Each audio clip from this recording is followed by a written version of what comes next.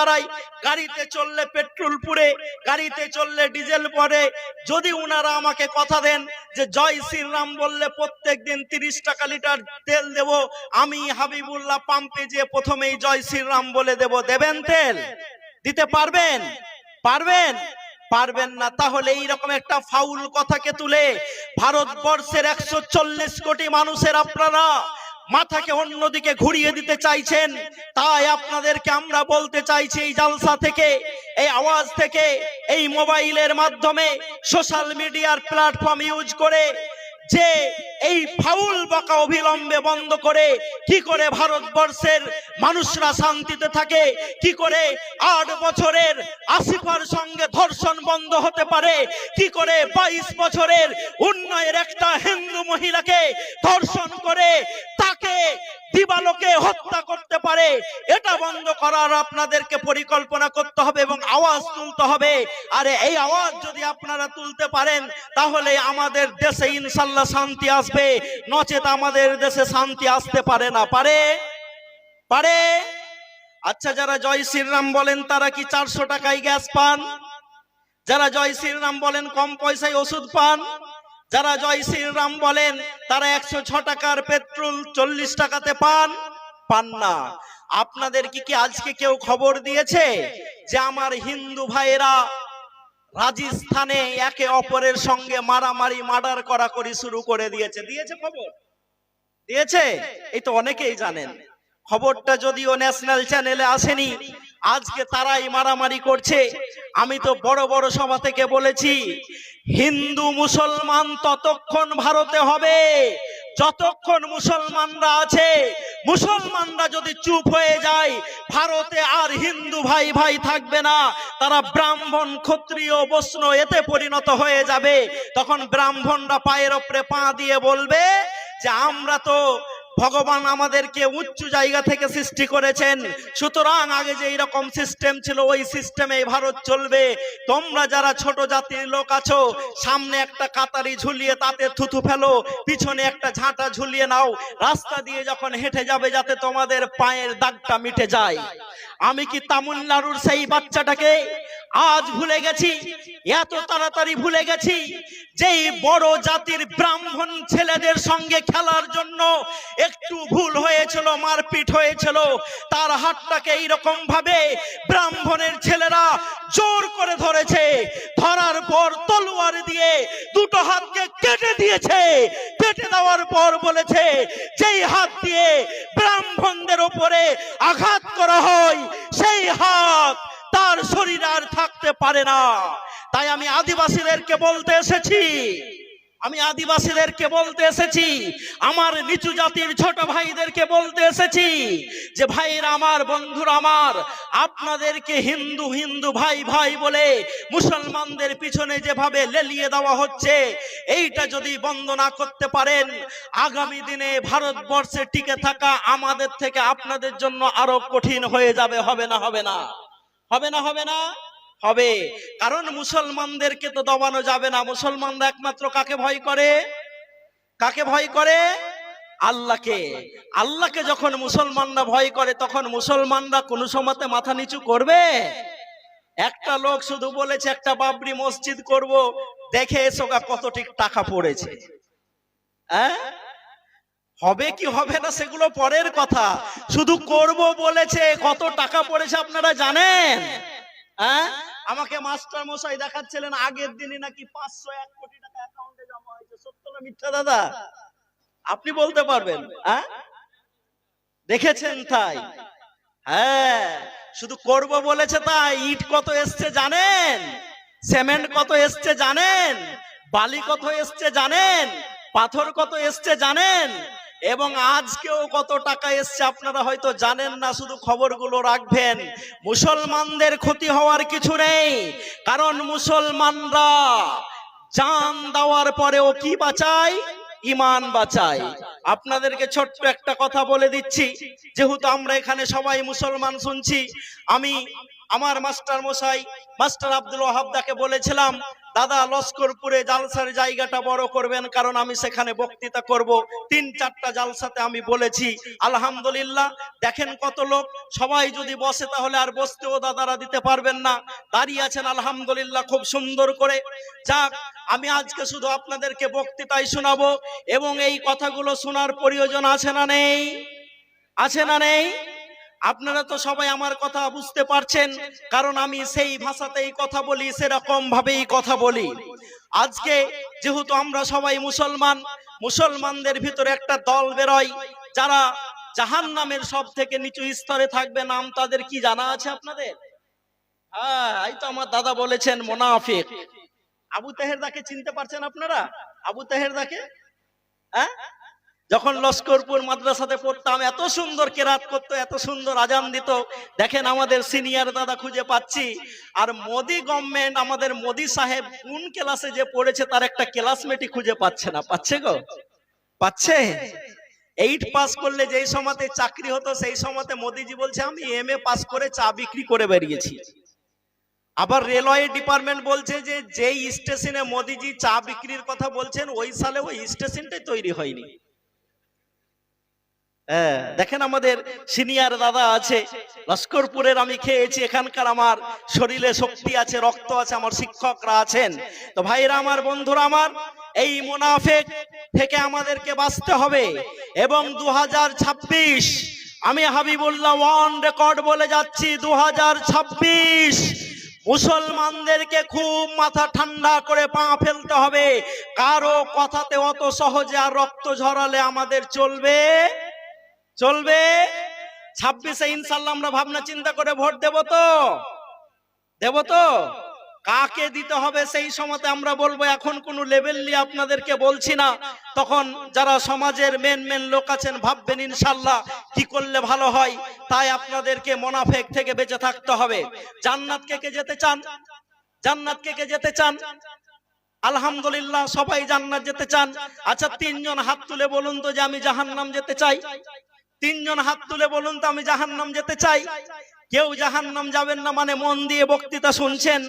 আমি আজকে যে এই কথাটা আপনাদের সামনে তুলে ধরছি, মুসলমানদেরকে যারা ভয় দেখাচ্ছ, মুসলমানদেরকে যারা ভারতের মাটিতে পিটে পিটে সেকেন্ড না আমাদেরকে 2য় নম্বরের নাকি নাগরিক করার চেষ্টা করা হচ্ছে, এবং SIR এর নামে যে SIR এখন চলছে, লস্করপুরে কতগুলা ফর্ম ঘুরে এসছে জানি না, কিন্তু অনেক জায়গা থেকে আমাকে ফোন আসছে। আজকে আমাকে এক জায়গা থেকে ফোন এসেছিল, বলছে দাদা আমাদের এখানে 400 লোকের ফর্ম আবার রিভেরিফিকেশনের জন্য পাঠানো হয়েছে। আমি বললাম BLRO কে ডাকো, ডেকে তার সঙ্গে কথা বলো। বীরভূম থেকে একজন ফোন করে বলছেন যাদের বয়স 80 হয়ে গেছে, 90 হয়ে গেছে, তাদের সঙ্গে আমাদেরকে বলছে তোমরা জিও ট্যাগে ফটো করে পাঠাও। কেন? 80 বছর হয়ে গেলে আমরা কি বেঁচে থাকতে পারি না? পারি না? পারি না? যারা রুকু করে সিজদা করে 80 বছরে টনটনে থাকে না? থাকে না? থাকে না? যারা রুকু করে না, সিজদা করে না, দেখবেন 60 বছর বয়স হলে কাঠের মতো, এরকম গাছের মতো কোকড়া হয়ে যায়। হয় কি হয় না? তো আল্লাহর জন্য যদি আপনি নামাজ পড়েন, তো আল্লাহ আপনাকে নগদ কিছু উপহার দেবেন না? দিবেন না? দিবেন না? আচ্ছা, রোজা কেন করি আমরা?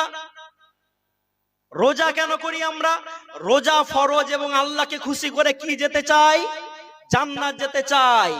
জান্নাত তো মরার পরে যাবেন। আল্লাহ বলছেন তোমাদেরকে টাটকা কিছু উপহার আমি দিচ্ছি রোজা করার জন্য। সেটা হচ্ছে যদি রোজা করো তোমাদেরকে ক্যান্সার হবে না। নারে তাকবীর।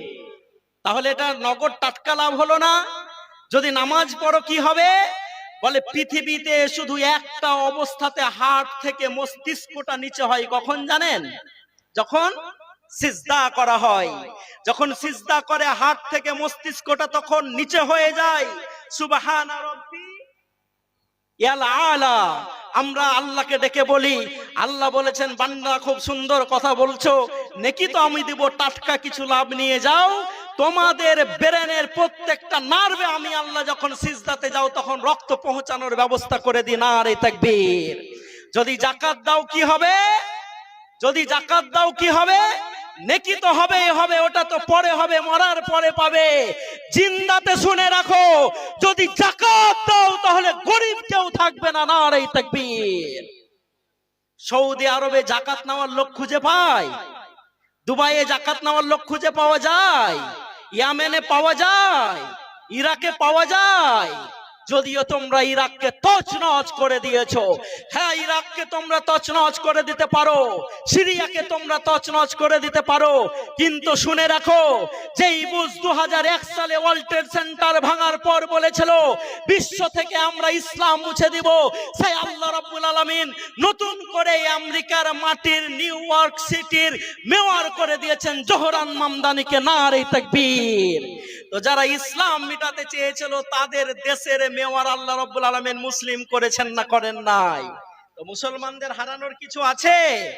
আমাদেরকে ভয় দেখিয়ে দেখিয়ে পিটিয়ে পিটিয়ে মারছো, আমাদের আসিফাকে ধরে তোমরা ধর্ষণ করছো, আমাদের বনগুলোর সঙ্গে তোমরা জয় শ্রীরাম বলে ঝাঁপিয়ে পড়ছো, আর আমার মুস্কান একাকী 100 সিংহিনীর ন্যায় আওয়াজ দিয়ে বলেছে আল্লাহু আকবার, আর তোমাদেরকে পিছে হটিয়ে দিয়েছে। ইনশাআল্লাহ এরকম ভাবে যদি আমাদের ঈমান মজবুত হয়ে যায়, ভারত তো দূরের কথা, আগামী 25 সাল হতে হতে গোটা পৃথিবীতে এই ধর্মটাই 1 নম্বরে হতে চলেছে। নারে তাকবীর। কত নম্বরে হতে চলেছে? ক নম্বরে?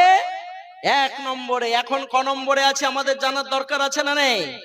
যারা আমার বক্তৃতা শুনেন তারা তো জানেন ক নম্বরে আছি, ঝটপট বলে দেন। কলম বেশি আনিনি, না হলে কলম দিতাম, এখন একটাই রেখেছি। আমার কলম শেষ হয়ে গেছে, ব্যাগে দেখছি মাইক্রোফোন খুঁজছি, কারণ আমি অন্য মাইক্রোফোনে কথা বলি না। আমার মাইক্রোফোন ছাড়া দেখছি ড্রাইভার মাইক্রোফোনের বদলে আমার লাইট ভরে রেখেছে।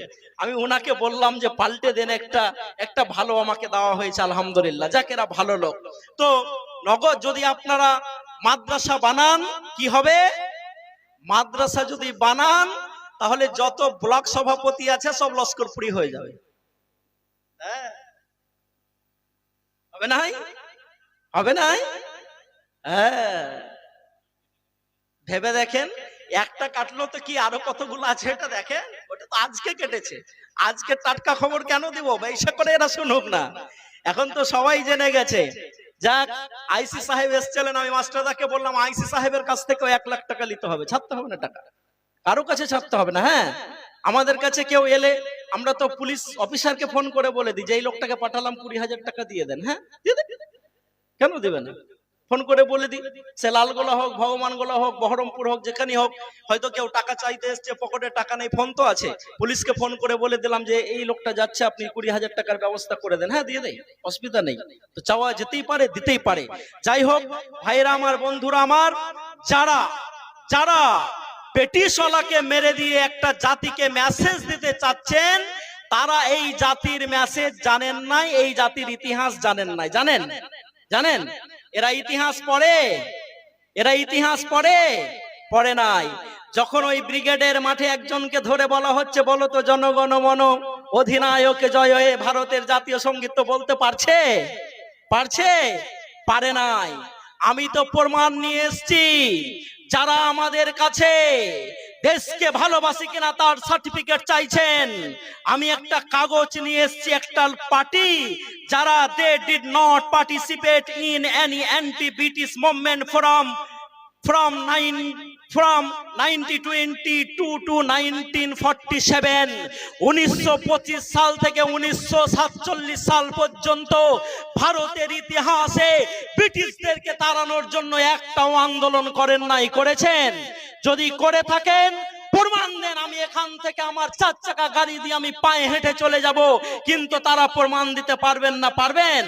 পারবেন না, কিন্তু আমার প্রমাণ নেবেন। আমার খান আব্দুল গাফফার খানকে বলা হয়েছে, হে সীমান্ত গান্ধী খান আব্দুল গাফফার খান, কেন আপনি স্বাধীনতার জন্য এত লড়ছেন? আপনাকে আর স্বাধীনতার এত যুদ্ধ করতে হবে না, স্বাধীনতার জন্য এত লড়াই আপনাকে আর লড়তে হবে না।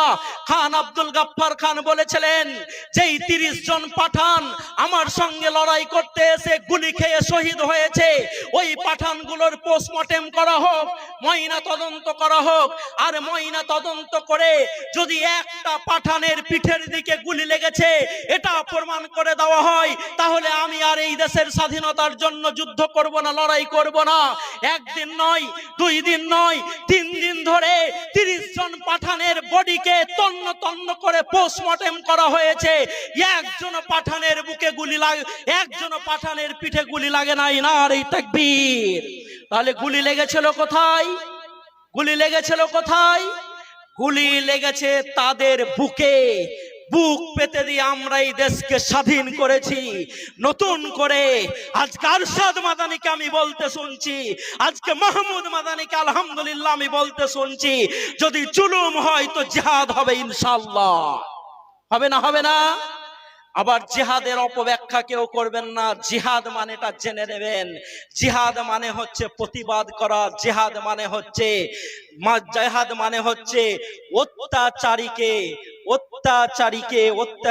অত্যাচারীর হাত থেকে বাঁচিয়ে নেওয়া। জিহাদের অপব্যাখ্যা আপনারা করবেন না।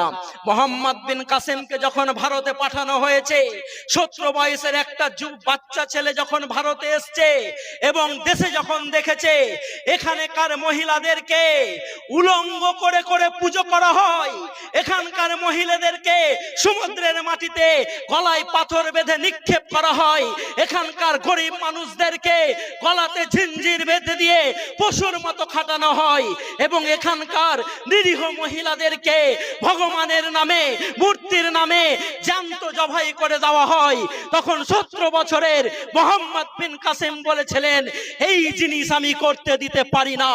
বলুন এই আদর্শ তিনি পেলেন কোথায়? পেয়েছেন বিশ্বনবী মুহাম্মদ রাসূলুল্লাহ সাল্লাল্লাহু আলাইহি সাল্লামের কাছ থেকে, পেয়েছেন উমর ফারুক রাদিয়াল্লাহু তাআলা আনহুর কাছ থেকে। কারণ উমরকে যখন একজন মুসলিম চিঠি লিখছেন, হে আমিরুল মুমিনিন, আমি যেখানে আপনি আমাকে পাঠিয়েছেন এখানকার নদীতে পানি আসে না, আর এখানে পানি আসার জন্য এখানকার লোকেরা একটা যুবতী মেয়েকে এই নদীতে যখন নিক্ষেপ করে দেয় তখন সেখানে আবার পানি চলে আসে। আমিরুল মুমিনিন ডাইরেক্ট চিঠি লিখছেন নদীকে। কাকে চিঠি লিখছেন? কাকে চিঠি লিখছেন? আপনি কল্পনা করতে পারেন কাকে চিঠি লিখছেন? নদীকে। কারণ আল্লাহর হুকুমে মুসা আলাইহিস সালামের সমাতে যদি আল্লাহর কথা শুনে নদী দাঁড়িয়ে যেতে পারে, পানি বন্ধ হয়ে রাস্তা হয়ে যেতে পারে, তো উমরের সমাতে ওই পানির মালিক কে? পানির মালিক কে? আল্লাহ। তো সেই উমর ডাইরেক্ট চিঠি লিখছেন নদীকে, বলছেন নদী তুমি যার বান্দা, তুমি যার গোলাম, আমি হচ্ছি তার গোলাম। যদি তুমি আল্লাহর হুকুমে প্রবাহিত হও তো এখনই প্রবাহিত হয়ে যাও। বলা হচ্ছে এই চিঠিটা তুমি নদীতে গিয়ে ফেলে দেবে, যেমন ফেলে দেওয়া হয়েছে তেমনই পালু চালু হয়ে গেছে। নারে তাকবীর। আমার ঈমান দেখবে, তুমি আমাকে মেরে দিয়ে, তুমি আমাকে ঘরে ভরে দিয়ে, তুমি বোমা ফাটিয়ে আমাদের নাম করে করে আমাদের ছেলেগুলোকে 22 বছর 30